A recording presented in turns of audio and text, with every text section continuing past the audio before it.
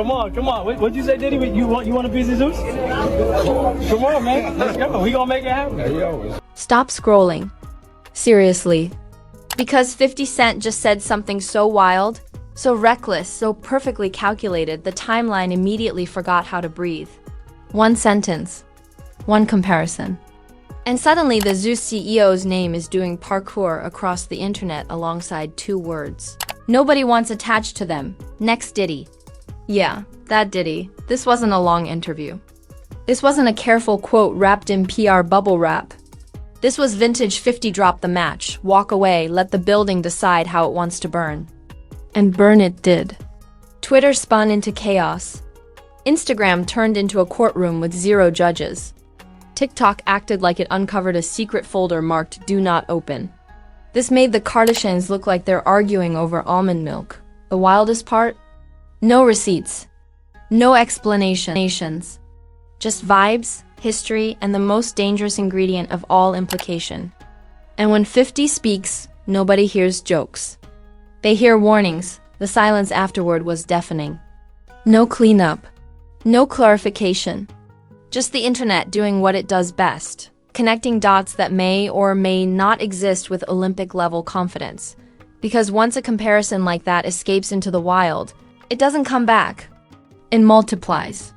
Yes. It feels like something slipped out that wasn't supposed to. The timeline didn't ease into this. It got blindsided. 1 second people were arguing about playlists and outfit picks. The next second 50 Cent dropped a comparison so reckless it felt like someone accidentally hit send on a group chat message meant for drafts. Next Diddy? 2 words. 0 context. Maximum damage. And here's why it hit like a truck. This wasn't some random blogger fishing for clicks. This was 50 Cent, the same man who treats Instagram like a chessboard and controversy like cardio. When he says something, especially something this loaded, the internet doesn't ask if it's serious. It asks how bad it's about to get. The Zeus CEO instantly became the main character of a story he didn't audition for. His name started trending next to one of the most radioactive comparisons you can make in entertainment culture right now. Not because of proof. Not because of a report. But because implication is the internet's favorite currency. To understand why this spiraled so fast, you've got to understand Zeus, loud network, viral chaos, reality TV on steroids, a platform that thrives on fights, breakdowns, and moments that feel less like entertainment and more like social experiments gone wrong. Critics have been side-eyeing it for years, saying it feeds on mess the way gasoline feeds a fire. So when 50 dropped that comparison, it didn't feel random. It felt like he kicked a door that was already cracked open. The internet didn't need a push. It was already leaning forward. The first wave of reactions was pure shock. People reread the post like maybe autocorrect messed something up. Others laughed nervously, the way you do when someone says something too wild to process immediately. And then the speculation kicked in. Because confusion online lasts about 12 seconds before it mutates into certainty. Memes showed up instantly. Screenshots of 50 smiling with captions like, "He said it with his chest." Jokes about 50 waking up and choosing violence like it was on his to-do list. Humor flooded the timeline, but it wasn't playful. It was the kind of humor that feels like a shield against how uncomfortable the implication really is. Then the tone shifted, because 50 didn't accuse anyone of anything specific. He didn't give details. He didn't explain. He dropped a comparison and let the internet do the heavy lifting. And the internet is terrible at restraint. People started asking the same question in different fonts. Why would he say that? Why now? Why that comparison? With 50, those questions don't feel rhetorical. They feel like foreshadowing. The silence from Zeus didn't help. No immediate response. No denial, no clarification. And online, silence doesn't read as professionalism. It reads as vulnerability. It creates a vacuum, and the internet hates empty space. It fills it with theories, screenshots, and narratives stitched together from vibes alone. Fans split into camps immediately. One side brushed it off as classic 50 trolling, calling it a clout grenade tossed for laughs and engagement. The other side argued that 50 doesn't casually attach names like that without meaning. To them, this wasn't a joke. It was a warning disguised as sarcasm. Neutral takes got buried. Nuance drowned. Extremes thrived. Blogs jumped in fast, not careful. Headlines escalated the language. Calls out, slams, exposes. The words got louder even though the information didn't. Accuracy became optional once traffic numbers started climbing. What really poured gasoline on the fire was timing. Public trust in entertainment power structures is already fragile. Audiences are hyper-aware, hyper-suspicious, and ready to believe the worst. This comparison didn't land in a calm environment. It landed in dry grass. Old criticism of Zeus resurfaced instantly. Past complaints. Old clips. Long-forgotten comment threads suddenly reposted as if they were new evidence. The comparison didn't create those conversations. It validated them in the eyes of people who already wanted answers, and through all of this, 50 stayed quiet. No follow-up. No clarification. No, I was joking. That restraint felt intentional. Because when 50 keeps his foot off the gas after lighting a fire, it usually means he's watching who panics first. Industry voices stayed publicly silent, which only made the speculation louder.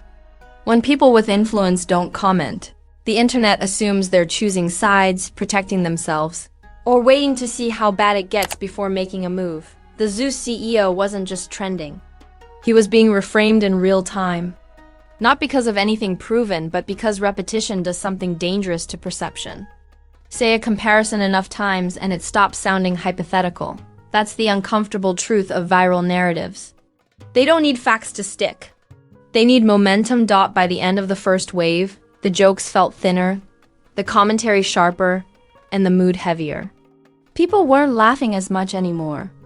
They were side-eyeing, watching, waiting, because this didn't feel like a random celebrity jab. It felt like the opening line of a story that doesn't resolve. Cleanly. And once the internet decides something feels bigger than a joke, it never lets that feeling go. It just waits for the next spark. Once the shock wore off, the timeline didn't calm down, it reorganized. This is where curiosity turned into obsession and jokes turned into jury duty. The comparison had landed, and now everyone wanted to know whether this was just classic 50 chaos or the opening note of a much darker symphony. Memes mutated overnight. What started as playful screenshots turned into full-blown satire campaigns. Edits, parodies, dramatic reenactments. People treated the quote like it was a movie trailer that dropped without a release date. The captions got sharper. The punchlines got colder. Laughing felt nervous now. Like the room knew something was off but couldn't agree on what. Celebrity-adjacent reactions poured gasoline everywhere. Nobody said names. Of course they didn't. But the timing was suspicious. Cryptic posts about unchecked power. Quotes about history repeating itself. Captions that felt like they were whispering while screaming at the same time. And the internet, acting like it just unlocked a bonus level, stitched every vague sentence into a conspiracy quilt. Then the analogies went nuclear. People said this felt like dropping a cliffhanger in episode 1 and never airing episode 2. Others compared it to a Netflix doc that starts with ominous music before telling you who's about to get dragged. Someone called it Succession with ring lights. Savage. Accurate. Uncomfortable. Public outrage didn't explode, it fermented. Slow burn. People began asking why comparisons like that get made at all. Why this one? Why now? And those questions landed heavier than any meme ever could. Because once the humor thins out, all that's left is implication. Defenders of Zeus pushed back hard. They called the comparison reckless, irresponsible, and dangerously vague. They argued that attaching that kind of label without evidence is a shortcut to reputational arson. In a climate where implication can be as damaging as proof, they said, words matter more than ever. Meanwhile, 50's supporters weren't budging an inch. They insisted he's too calculated to be careless, too experienced to be random. To them, this wasn't trolling, it was coded language. A signal flare shot into the sky to see who looked up. That divide hardened the conversation. Neutral takes evaporated. You are either minimizing the comment or treating it like a warning label. There was no comfortable middle ground, and the algorithm loved that blogs escalated like they were chasing a siren. Headlines grew teeth. Fonts got louder. Question marks turned into exclamation points. The language upgraded even though the facts didn't, says became suggests. Suggests became accuses. Precision fell off a cliff. What really sent this into overdrive was alignment with existing criticism. Long before 50 spoke, Zeus had critics questioning its ethics, its business model, and its appetite for chaos. His words didn't invent those doubts, they amplified them. For skeptics, this felt like a celebrity kazine on concerns they already had. Old clips resurfaced. Old complaints got repackaged. Comment sections from years ago were screenshot and treated like fresh revelations. The internet's favorite trick is turning context into confirmation, and it ran that play flawlessly, still no official response. And at this stage, silence didn't read as strategy, it read as risk. Speak and you might magnify the comparison. Speak and you might magnify the comparison. Stay quiet and the narrative keeps writing itself. Either way, the room felt smaller. Industry watchers leaned in quietly. You could feel it. This wasn't just timeline noise anymore. It was brand calculus. People who sign checks hate ambiguity. And ambiguity was the only thing on offer. Then came the motive debates. Was this classic 50 stirring the pot because chaos is his cardio? Or was this a strategic shot across the bow? A distraction? A warning? With 50, every option feels plausible, which is exactly why the conversation stayed combustible. The tone darkened further. Less humor, more what if. And what if is where damage actually happens long before facts arrive, if they ever do. The clip of the quote wasn't even the centerpiece anymore. The reactions were. People were watching how others reacted to decide how they should feel. That's when the comparison took on a life of its own. It wasn't about what was said. It was about what everyone else inferred. The echo chamber grew. Nuance drowned. And the story started pulling. In anyone who stood too close, this wasn't trending anymore. It was pressurized. And everyone could feel the moment. Waiting for something, anything to give. When the timeline finally stopped screaming, the fallout didn't magically disappear.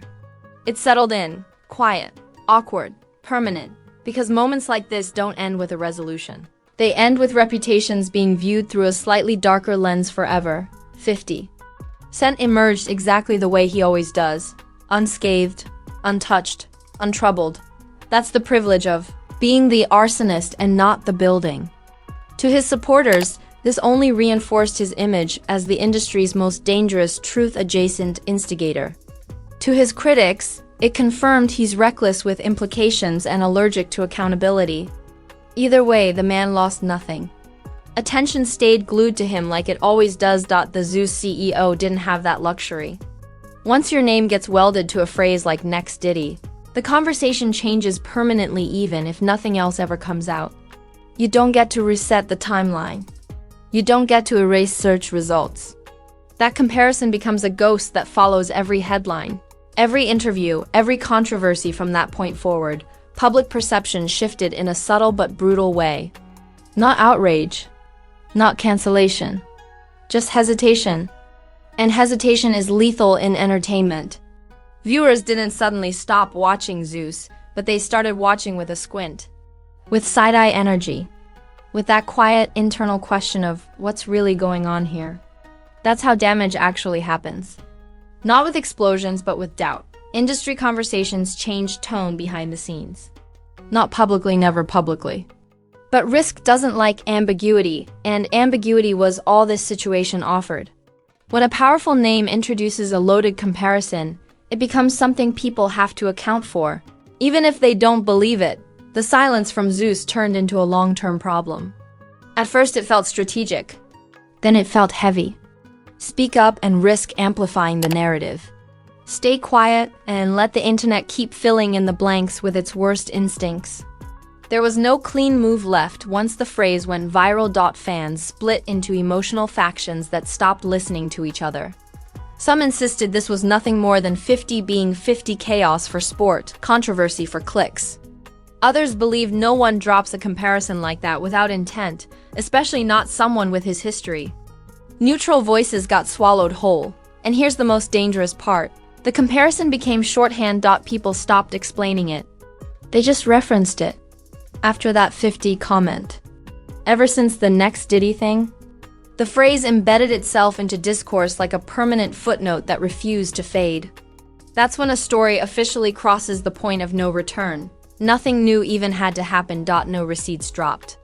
No expose aired. No second statement followed. The internet did all the work with one sentence. That's the terrifying power of implication in the digital age. Facts become optional. Repetition becomes reality. And once perception locks in, it doesn't wait for confirmation.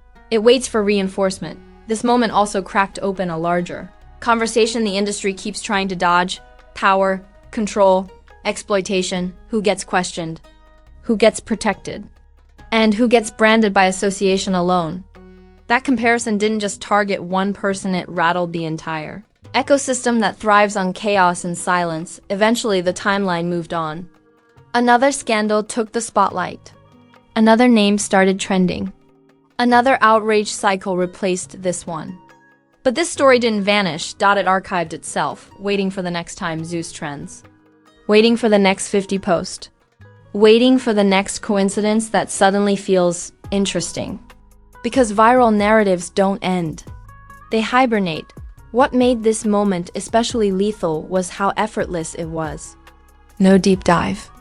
No evidence dump. Just a sentence. And that sentence did more long-term damage than 1,000 investigative threads ever could. That's the uncomfortable truth. 50 didn't need to explain himself. The internet explained everything for him. And once the machine starts, it doesn't shut off when the truth finally shows up. If it ever does. So now the comparison hangs in the air like smoke.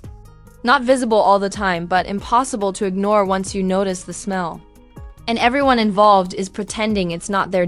Because in this industry, the most dangerous accusations aren't always shouted. Sometimes they're dropped casually, laughed at, and never taken back. And the timeline? The timeline never forgets. Alright, before you scroll away pretending your eyebrows didn't just get permanently raised. Let's be honest. You didn't sit through all of this for peace and quiet. You stayed because chaos rang the doorbell and you answered immediately. And if one reckless sentence can send an entire timeline into cardiac arrest, you already know this story isn't done breathing. So do what needs to be done. Smash that like button like it personally compared you to something you didn't ask for. Hit subscribe like mess pays the bills around here. And turn on notifications. Because these situations don't come with warnings, they drop randomly and detonate instantly. Now the comments. That's where the real investigation happens. Don't be shy. Drop your take.